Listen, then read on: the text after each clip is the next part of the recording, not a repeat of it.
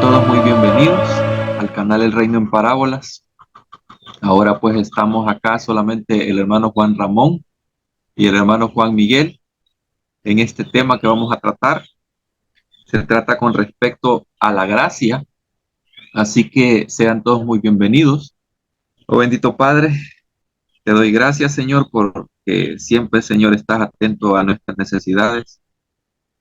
También Señor te damos gracias porque está tu presencia aquí, Señor, entre nosotros. Sabemos que tú, Señor, eres el que va a dirigir este tema de principio a fin, para que podamos aprender juntos, Señor, ya sea, Señor, entre nosotros dos con el hermano Juan Ramón, y también para las personas que han de ver este mensaje, Señor, en nuestros canales, Señor. Te damos gracias desde ya, Señor, por ser tan maravilloso y tan misericordioso con nosotros, Señor. En el nombre de Jesús. Amén y amén. Amén. Bueno, aquí estamos entonces. Hoy vamos a responder, Dios delante, algunas preguntas. Y voy a decir cuáles son las preguntas porque el video va a estar dividido en dos partes. Vamos a responder, Dios de mediante, las primeras dos preguntas aquí en este canal, El Reino en Parábolas. Y las siguientes dos preguntas vamos a responderlas y vamos a colgar el video en el canal Cristo Blog. Las preguntas son: ¿tiene un precio la gracia de Dios? La segunda sería: ¿es la gracia incondicional? La tercera: ¿se puede obtener la gracia sin creer en Jesucristo? Y la cuarta sería: ¿la gracia alcanza aún a los que no han nacido? Estas preguntas fueron hechas por el hermano Adrián, y nos las lanzó ahí para que nosotros entonces las investiguemos lo más posible y podamos trabajarlas desde nuestro punto de vista de cada uno, claro, con la ayuda de Dios. Entonces, como decía Juan Miguel, primeramente agradeciendo también, aparte de Adrián, agradeciendo a nuestro hermano Natanael, que siempre nos ha estado ayudando con lo que es la parte de la promoción de los videos, colgando incluso partes en su canal. Y sin más, vamos a las preguntas para avanzar, ¿verdad? Entonces, la primera pregunta, como habíamos dicho, es, ¿tiene un precio la gracia de Dios? Bueno, quiero comenzar definiendo lo que significa la palabra gracia, pero desde lo que es el Strong, desde el diccionario exhaustivo de Strong, y es el Strong 5463 y significa algo gratificante. También significa de manera o acción, dice acá, abstractamente o concretamente, literalmente, figurativamente o espiritual. Específicamente dice la influencia divina sobre el corazón y su reflejo en la vida. Esto incluye gratitud. Es bien interesante el concepto de lo que es gracia, porque al principio dice que es algo gratificante, es algo que a nosotros nos genera gratitud también. O sea, esto es algo divino que llega al ser humano y es depositado en él para luego venir a hacer la voluntad. ¿Y cuál es la voluntad? Dar gracias al Señor por esa gracia que ha derramado en nosotros. O sea que esto no es algo que nace de nosotros, sino que es algo que viene del Padre, lo pone en nosotros. Es como el anhelo de eternidad que dice la Biblia. Viene a ser como el reflejo que nosotros demos de lo que es Él ya acá en la tierra como testimonio. Esto es algo maravilloso de este concepto. Y para entrar en detalle de lo que si tiene precio la gracia de Dios, es como decir y poner un ejemplo. Por ejemplo, yo le llevo un regalo a una persona que esté cumpliendo años, pero yo sé que ninguno de ustedes se va a atrever a dejarle lo que es el precio al regalo, sino que se lo va a quitar. ¿Por qué se hace eso? Porque usted no quiere que la persona se dé cuenta cuánto es que vale lo que usted le está regalando. O sea que la persona en su mente va a tener eh, algún tipo de precio en sí, en particular, pero nunca vas a ver el precio. Entonces, la gracia del Señor en particular es así, y lo voy a responder de esa manera. Nosotros no sabemos cuánto, pero cuánto es que vale la gracia o cuál es el precio que tiene para nosotros esa gracia. ¿Por qué digo esto? Porque el Señor nos la da sin siquiera merecerla. Entonces, teniendo en cuenta esto, ¿qué podríamos decir nosotros? ¿Cómo podríamos agradecer al Señor con respecto a la gracia? ¿Cómo podríamos agradecer? Y el Señor solamente viene y nos dice, esta es mi voluntad. Den gracias.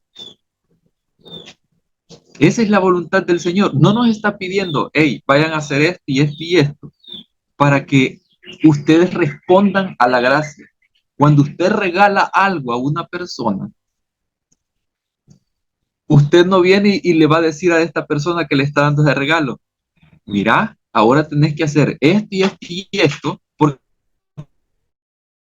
si no ese regalo yo te lo voy a quitar.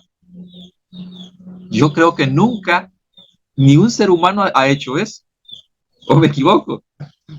Pero estos ejemplos los pongo para entrar en detalle de lo que vamos a tratar. Y solamente quiero ir a unos cuantos versículos.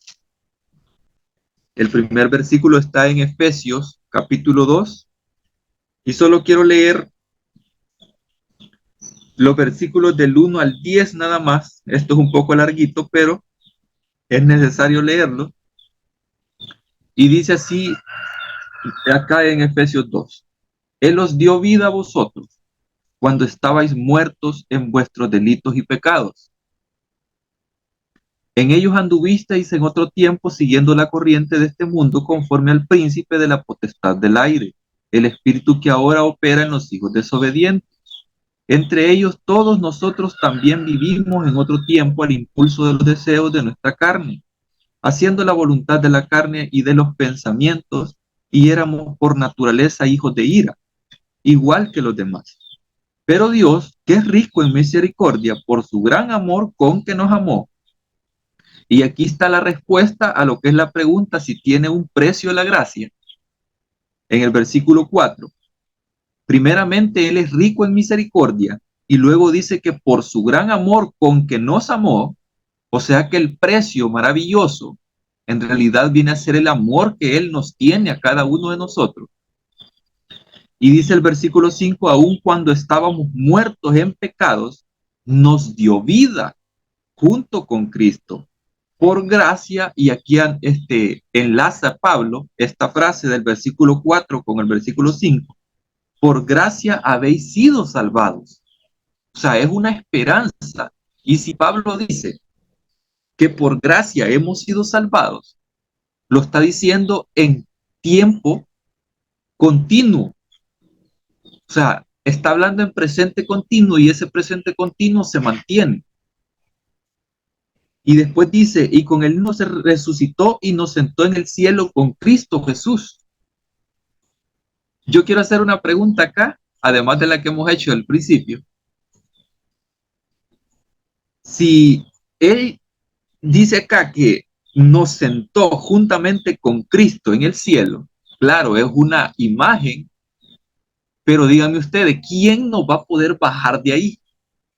Porque Pablo viene a decir en otra parte de que nada, pero absolutamente nada, y él hace un listadito ahí de cosas que no nos pueden separar del amor de Dios. O sea, nadie que está allá sentado juntamente con él puede ser bajado. ¿Por qué no puede ser bajado? Porque lo que lo ata allá no es un ser humano, no es una doctrina, no es una teología, sino que quien lo ata allá es el propio Jesucristo. Después dice en el 7, para mostrar en los siglos venideros la abundante riqueza de su gracia y su bondad hacia nosotros en Cristo Jesús. Porque por gracia habéis sido salvados por la fe, dice acá, y esto no proviene de vosotros. Esto es lo que malentendemos más de algunos. Pensamos que la fe se ejerce porque nosotros queremos ejercerla. pero esto viene también de Dios, sino que es don de Dios, dice, no por obras para que nadie se gloríe. Y aquí Pablo confirma también, porque los frutos del Espíritu no son de nosotros, sino que vienen de Dios. De ahí dice en el 10, porque somos hechuras suyas, creados en Cristo Jesús, para buenas obras, y estas obras son los frutos, que Dios de antemano preparó para que anduviésemos en ellas. Entonces, con solo este texto, yo podría demostrar cuál es el precio de la gracia y qué es lo que implica estar ya dentro de esa gracia que el Señor nos entrega en nuestras manos. Pero voy a leer Hebreos 4:16, 4:16, sí, Hebreos 4:16, para darle paso al hermano Juan Ramón. Hebreos 4:16. Y solo vean lo que dice este texto. Acerquémonos, pues, confiadamente al trono de la gracia, para alcanzar misericordia y hallar gracia para el oportuno socorro. Esto quiere decir de que la puerta siempre está abierta y que debemos de ir confiadamente y no como el miedo que existía en la nación de Israel para llegar hasta allá, hasta ese lugar santísimo, porque decían que iban a ser consumidos si llegaban hasta ahí. Los únicos que tenían permitidos entrar hasta ahí eran los sumos sacerdotes y nadie más. Pero ahora el Señor, por su bendita misericordia y por su bendita gracia, nos deja ir hasta su trono. Por eso, como acabamos de leer en Efesios, ahí dice que estamos sentados, o sea, no nos deja solamente ir hasta ahí, sino que nos sienta ahí. Y eso es lo precioso. O sea que no solamente nos toma como hijos, sino también, como dice la Escritura, como reyes y sacerdotes. Amén, amén. También se refiere allí a lo que es el acercamiento del pueblo al monte. Recordando que cuando Dios mandó al pueblo que se reuniera en el monte, el pueblo tuvo miedo y no quiso ir al monte, sino que dijo, no hable Dios con nosotros, sino ellos querían que hablara a través de Moisés o a través de los sacerdotes, no directamente.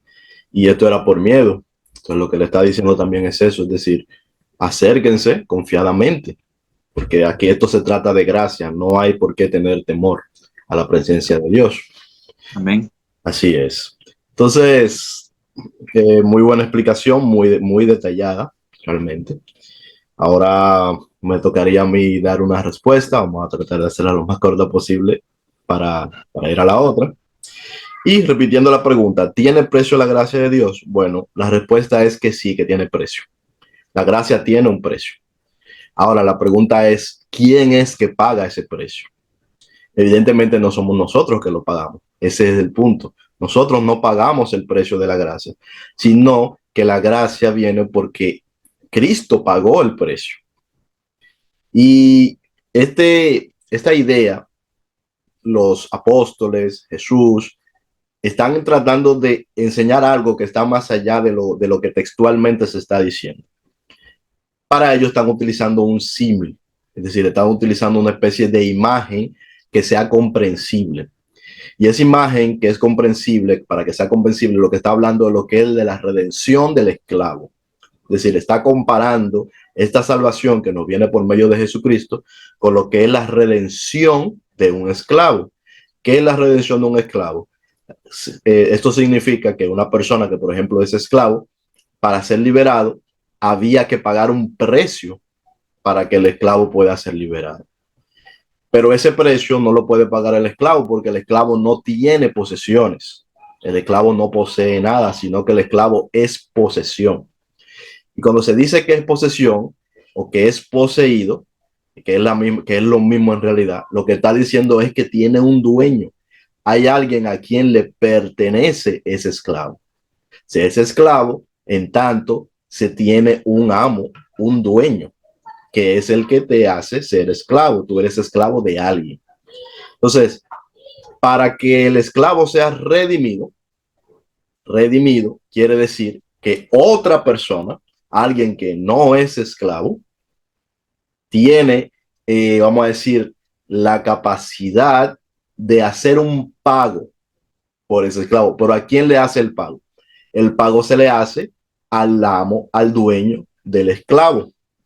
Entonces, este es el símil que se está tratando de hacer aquí, y de ahí es que viene la idea de la gracia. Esto es como una especie como de fianza. Una persona esa es otra forma como se puede interpretar o dar a entender lo que están queriendo decir cuando están hablando de esta gracia.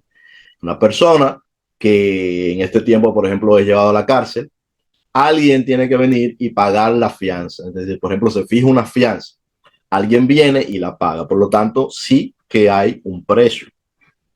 Entonces, la gracia es un acto de redención.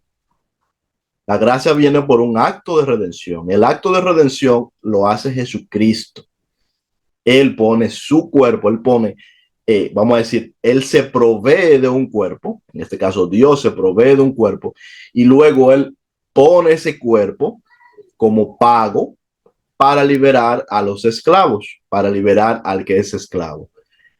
Cuando alguien compra a un esclavo, es decir, cuando paga por un esclavo, lo puede estar comprando para sí, para que sea ahora su esclavo. Bien, o sea, esta es la forma como normalmente funciona, y es lo que están tratando de asimilar. Pero también esa persona puede comprar al esclavo y darle libertad. Y este es el punto en el que entra la redención de Cristo. Es decir, Jesucristo está comprando al esclavo. ¿Por qué? Por un precio. Obviamente es por un precio. ¿Por cuál precio? Por el precio que está dispuesto a aceptar el dueño del esclavo. ¿Cuánto cuesta un esclavo? El esclavo cuesta tanto como el dueño del esclavo esté dispuesto a cobrar por el pago del esclavo. Ese es el precio del esclavo. Si yo tengo un esclavo, supongamos que estuviéramos en el tiempo de la esclavitud, yo tengo un esclavo y tú quieres mi esclavo, o sea, tú quieres pagar para que mi esclavo no sea mi esclavo, yo quiero que esta persona me siga sirviendo como esclavo, el precio va a ser alto, el precio va a ser alto. Pero si tú quieres liberar a todo un ejército de miles y miles de millones de esclavos, pues el precio que yo te voy a poner como esclavista va a ser todavía más alto. Entonces, por eso es que viene, de ahí es que viene la idea en este símil que hacen los apóstoles cuando dicen del precio de la sangre de Cristo, de que es muy precioso, muy preciado. Se está refiriendo al precio, al valor que tiene. ¿Cuánto vale la sangre de Cristo? La sangre de Cristo tiene poder y tiene valor suficiente para el rescate, para la redención de toda la humanidad. Ese es el precio. Ahora, tenemos que entender que vamos a leer aquí, que es una gracia, por eso el comprador redime, dice, ¿verdad? Entonces, Jesús nos compró. Entonces, Jesús lo que hizo fue comprarnos. A nosotros, Él nos compró. ¿A quién? A quien tenía la potestad sobre nosotros, sobre toda la humanidad, Satanás. Jesús nos está comprando. Y cuando nos compra en este símil, porque no es exactamente así, por eso yo repito tanto esto de un símil, no es exactamente así como es el asunto, es un poco más complejo. Pero para que el pueblo lo entienda, para que nosotros lo entendamos, para que la gente lo entienda, el Jesús y los apóstoles hacen este símil. Nosotros trabajamos ahora sobre este símil, no es que es exactamente así, esto es solo una imagen, pero nos lleva en el camino correcto de entender qué es lo que está sucediendo. Bien, entonces Jesús nos compró. ¿A quién? Al príncipe de este mundo, al que tiene la potestad de los aires. Este es el que nos esclavizaba, el esclavizador, el pecado, el que nos trae al pecado.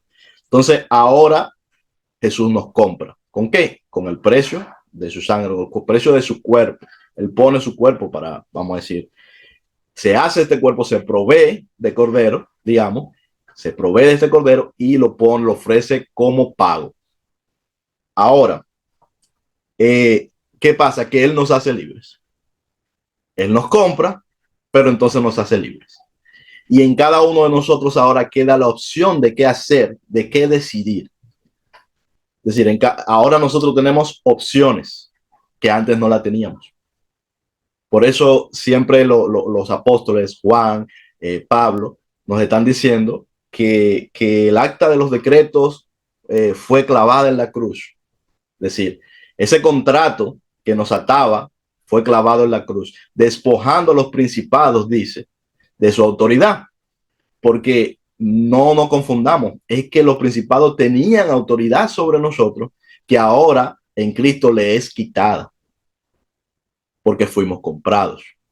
Esto es lo que están tratando de decirnos. ¿Mm? No creamos que era que nosotros éramos libres. No, no éramos libres. Nosotros fuimos liberados. Ahora tenemos la opción. Eso es lo que sucede. Entonces yo voy a leer solamente un versículo. En 1 Corintios 7:23 dice, por precio fuisteis comprados. No os hagáis esclavos de los hombres. Aquí, Pablo en este caso está recordando, señores, ustedes fueron comprados por precio. O sea, ustedes no fueron simplemente liberados porque el que los esclavizaba tuvo la gracia. No es de él que viene la gracia, sino que ustedes fueron comprados por otro Señor, que ahora es nuestro Señor.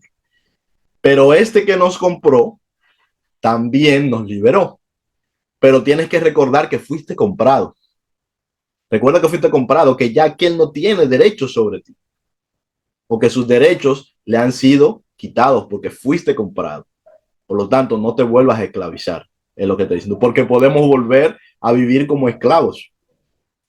Esa es una opción que tenemos, de volver a vivir como esclavos, porque no sabemos muchas veces que ya fuimos liberados. Entonces lo dejamos hasta ahí. Yo quiero que tú sea que dé la siguiente pregunta. Estoy un poquito malo de la garganta. Solamente quería agregar algo a lo que acaba de decir el hermano Juan Ramón.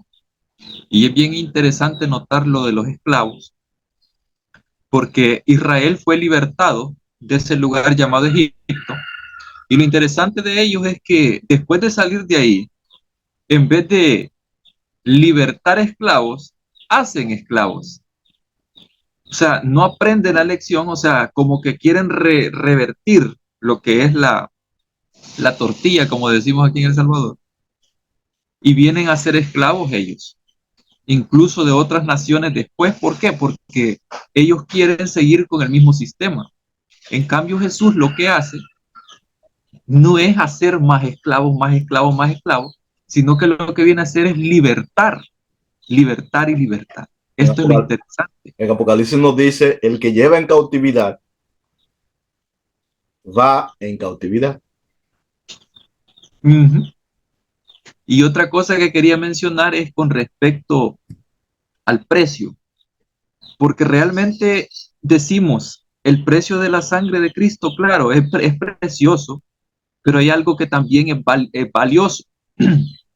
Si nosotros no valiéramos absolutamente nada, Él no nos hubiera comprado. Así que también nosotros valemos más que el oro para el Señor, cada uno de nosotros. Y por eso es que estamos alegres.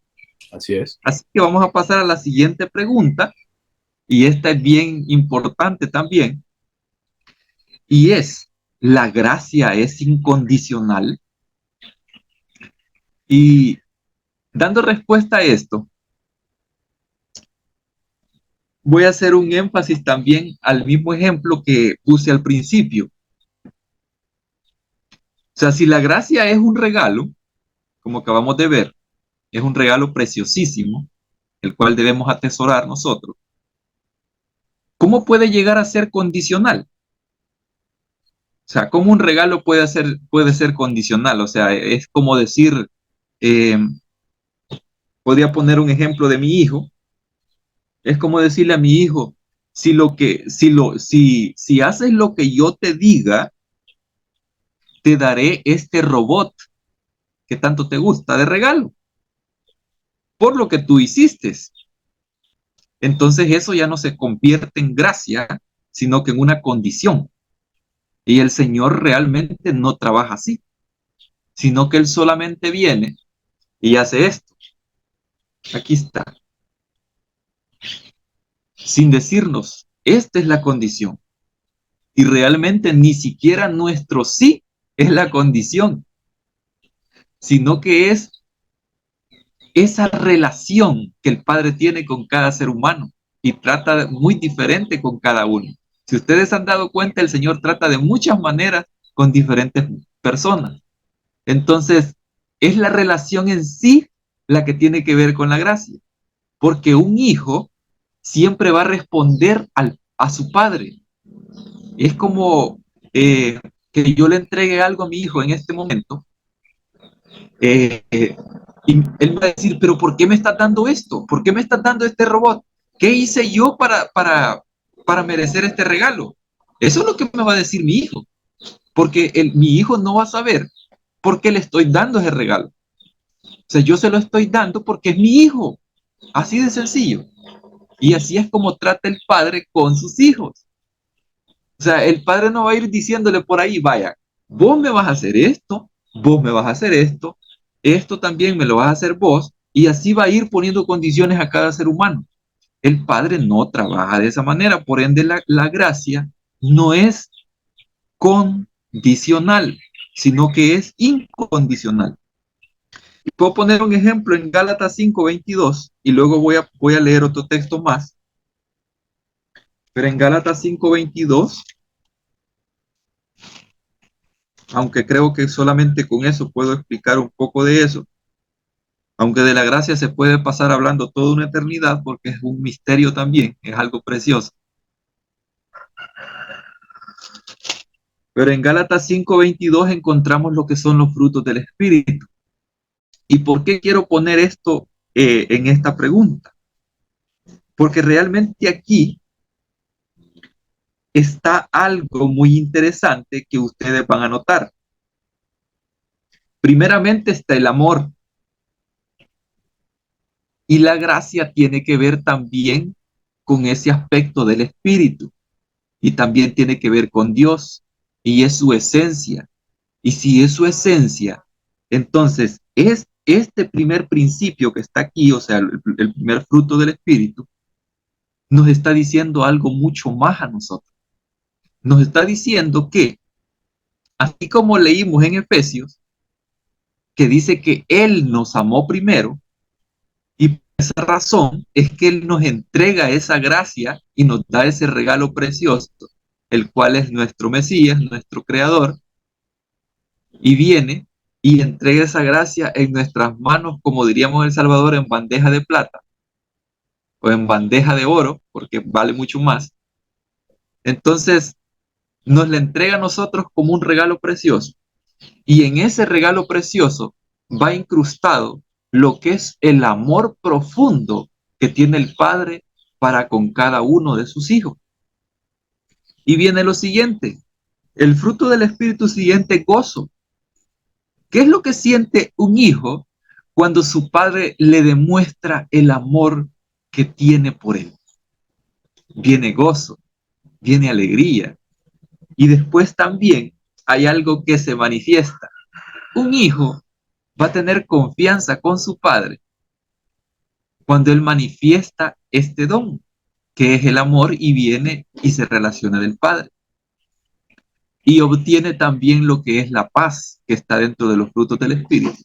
Y la paz lo que trae es más confianza para con aquel que le está amando. Entonces todo esto tiene mucho que ver con la gracia. Y si es condicional, todo esto no se daría, porque realmente tendríamos que hacer algo para poder eh, merecerla o para poder mantenerla.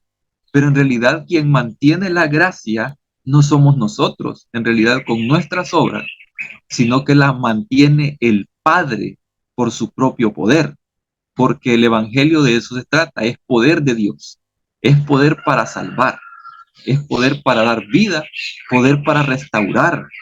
O sea, esto no nos concierne en cierto sentido a nosotros el mantenerla, sino que la gracia la mantiene el Señor Y como alguien me dijo por ahí, y si yo me caigo, ¿quién me levanta? Pues obviamente no va a ser el pastor de distrito, le dije. Obviamente no va a ser tu anciano el que te va a levantar. Obviamente va a ser el Padre quien te levanta, porque por él vivimos. No vivimos por un pastor, ni por un anciano, ni por un sacerdote. Vivimos por él, porque él es el que nos da la vida y por ende él está a cargo de levantarnos, así como usted levanta a su hijo del suelo cuando él se cae.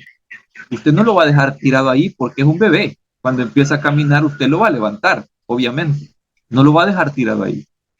Y mucho más, si tiene alguna herida, usted se la va a sanar, así como el Padre ha hecho con cada uno de nosotros.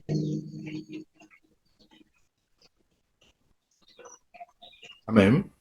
Eh, bueno, yo creo que esta pregunta ya vamos a tener que responderla en el segundo video porque tenemos ya mucho tiempo en este.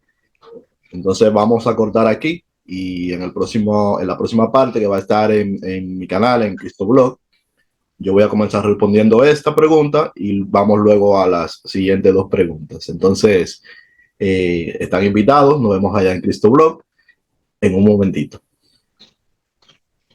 Amén.